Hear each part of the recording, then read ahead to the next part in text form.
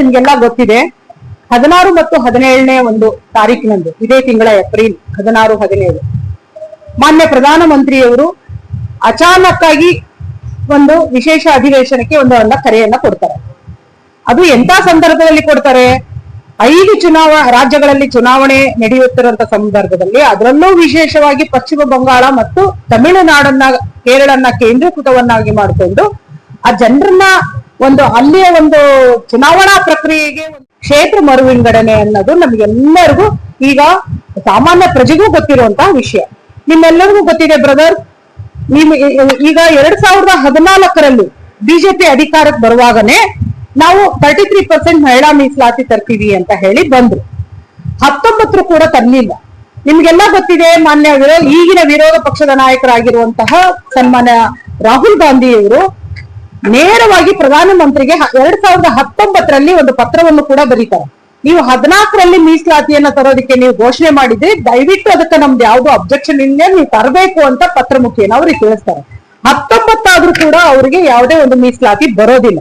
ಅದಾದ್ಮೇಲೆ 2019ರಲ್ಲಿ ಮೀಸಲಾತಿ ಘೋಷಣೆ ಮಾಡಿದ್ರು, ಕೊಡ್ಲಿಲ್ಲ. ಅದಾದ್ಮೇಲೆ ಏನ್ ಮಾಡಿದ್ರು, 2023ರಲ್ಲಿ ಎರಡು ಮೇಲ್ಮನೆ, ಸಂಸತ್ತಿನ ಮೇಲ್ಮನೆ ಮತ್ತು ರಾಜ್ಯಸಭೆಯಲ್ಲಿ ಮತ್ತು ಸಂಸತ್ತಿನ ಕೆಳಮನೆಯಲ್ಲಿ ಲೋಕಸಭೆಯಲ್ಲೂ ಕೂಡ ಈ ಒಂದು ಮಸೂದೆಯನ್ನ ಮಂಡನೆ ಮಾಡಿದ್ರು ಮಾನ್ಯ ಪ್ರಧಾನಮಂತ್ರಿಯವರು. ಅವಾಗ ಈಗಿರೋ 543 ಸದಸ್ಯರಲ್ಲಿ 1-2 ಪಾರ್ಟಿಯನ್ನ ಹೊರತುಪಡಿಸಿ ಅಥವಾ ಕಡಿಮೆ ಸದಸ್ಯರನ್ನ ಹೊರತುಪಡಿಸಿ ಸಮಗ್ರವಾಗಿ ಈ ಮಹಿಳಾ ಮೀಸಲಾತಿಗೆ ಪಕ್ಷಾತೀತವಾಗಿ ಎಲ್ಲರೂ ಸಪೋರ್ಟ್ ಕೊಟ್ಟು ಸೆಪ್ಟೆಂಬರ್ 29ನೇ ತಾರೀಕಿಗೆ ಅದು ರಾಷ್ಟ್ರಪತಿಯವರ ಅಂಕಿತ ಕೂಡ ಆಗಿರೋದು ನಿಮ್ಮೆಲ್ಲರಿಗೂ ಗೊತ್ತಿರೋ ವಿಷಯ. ರಾಷ್ಟ್ರಪತಿ ಅಂಕಿತವ ಮಾಡಿದ್ದಾರೆ. ಅದನ್ನ ಮಾರನೇ ದಿನವನ್ನೇ ಮತ್ತೆ ಅದೇ ಮೀಡಿಯಾದ ಮುಂದೆ ಮಾನ್ಯ ಪ್ರಧಾನಮಂತ್ರಿಯವರು ಘೋಷಣೆ ಮಾಡೋದ್ರ ಮೂಲಕ ಇದು ಅತ್ಯಂತ ಸಂಭ್ರಮದ ದಿನ ಅಂತ ಭಾಷಣ ಮಾಡಿದ್ದು ಕೂಡ ನೀವೆಲ್ಲ ನೋಡಿದ್ದೀರಿ.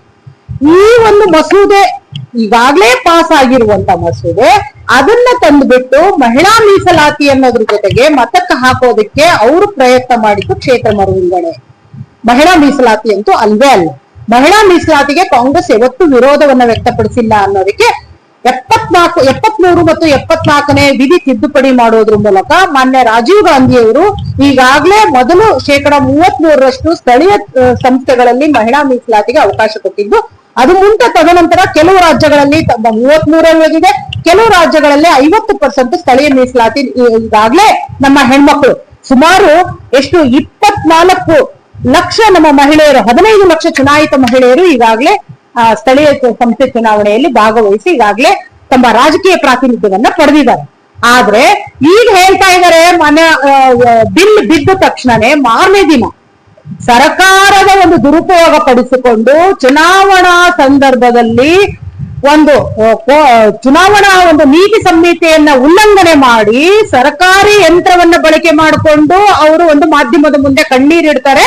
ಕಾಂಗ್ರೆಸ್ ಪಕ್ಷ ಅವರು ಮಾಡಿದಂತ 8:30 29 ನಿಮಿಷದ ಭಾಷಣದಲ್ಲಿ 58 ಸಾರಿ ಕಾಂಗ್ರೆಸ್ ಕಾಂಗ್ರೆಸ್ ಕಾಂಗ್ರೆಸ್ ಅಂತ ಹೇಳೋದ್ರ ಮೂಲಕ ಕಾಂಗ್ರೆಸ್ ಅನ್ನ ಹೀನಾಯವಾಗಿ ಅವರು ಮಹಿಳೆಯರ ವಿರುದ್ಧ ಎತ್ತಿಕಟ್ಟೋದ್ರ ಮೂಲಕ ತಮ್ಮ ಚುನಾವಣಾ ಬೇಳೆಯನ್ನ ಬೇಯಿಸ್ಕೊಳ್ಳುವಂತ ಭಾಷಣವನ್ನು ಕೂಡ ನೀವಾಗ್ಲೇ ಈಗೆಲ್ಲ ನೋಡಿದಿರಿ.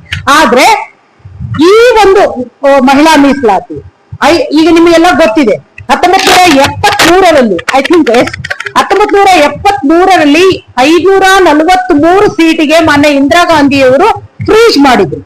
ಫ್ರೀಜ್ ಮಾಡಿದ್ದಕ್ಕೂ ಕೂಡ ಉತ್ತರ ಭಾರತದ ಎಲ್ಲಾ ಮುಖ್ಯಮಂತ್ರಿಗಳು, ದಕ್ಷಿಣ ಭಾರತದ ಎಲ್ಲಾ ಮುಖ್ಯಮಂತ್ರಿಗಳು ಅದನ್ನ ಓಪನ್ ಆಗಿ